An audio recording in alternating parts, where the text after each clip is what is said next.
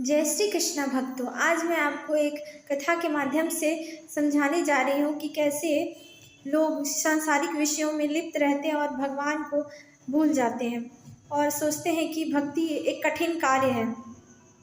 दो सहेलियाँ थी, दोनों बहुत ही पक्की सहेलियाँ थी।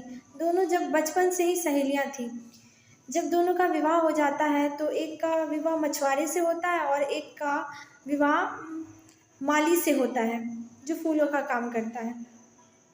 तो एक दिन क्या होता है, विवाह के पश्चात जो मछुआरन होती है, जिसका शादी मछुआरे से होता है, वो मछुआरन बन जाती है और मछली बेचने का काम करती है अपने पति के साथ।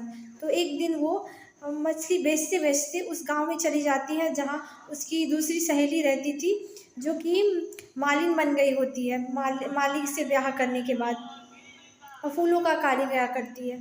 तो वहाँ गई और उसके घर पे जब मछली बेचने गई, दिखती क्या है, मेरी वो सहेली, अरे तुम यहाँ पे। उसकी सहेली पूछती है तो ये बोलती, हाँ मैं मछली बेचने का काम करती हूँ अपने पति के साथ। तो वो बोलती है, अच्छा कोई बात नहीं, आज आई हो तो आज यहीं रुक जाया करो, हमें भी बात करने का मौका भी नहीं मिला कितने सालों से, हमें भी समय बिताने का मौका मिलेगा तुम्हारे साथ। तो वो बोलती, अच्छा मुझे कोई तकलीफ़ नहीं है, मैं यहीं रुक जाती हूँ आज रात।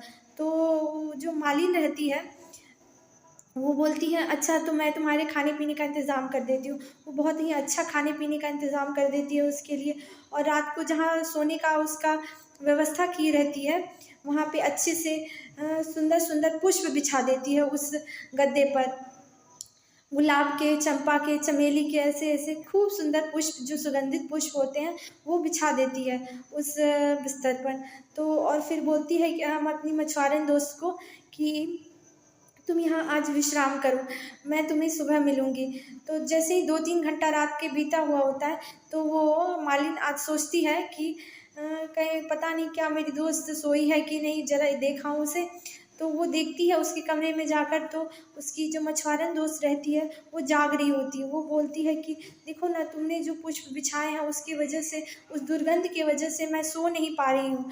तो उसकी दोस्त जो रहती है मालिन, वो बोलती है, दुर्गंध? इसे दुर्गंध नहीं कहते, इसे सुगंध कहते हैं। तुम्हें पता नहीं है क्या इन पुष्पों से सुगंध आ रही है? तुम्हारी तबीयत तो ठीक है ना, तुम क्या बोल रही हो?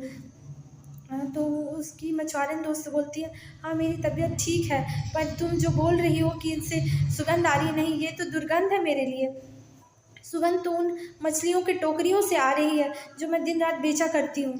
तो उसकी दोस्त बोलती है, नहीं नहीं, तुम्हें सच्चाई का मालूम नहीं है, सच्चाई का पता नहीं है कि सुगंध और दुर्गंध किसको कहते हैं।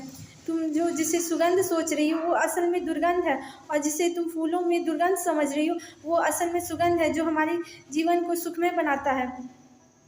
ठीक उसी प्रकार भक्तों, हम भी कभी कभी समझ नहीं पाते कि विषयों में जो लिप्त रहते हैं, विषय वस्तु सांसारिक विषयों में जो लिप्त रहते हैं, जो मनुष्य भक्ति नहीं करते हैं, उन्हें भी भक्ति कठिन लगती है।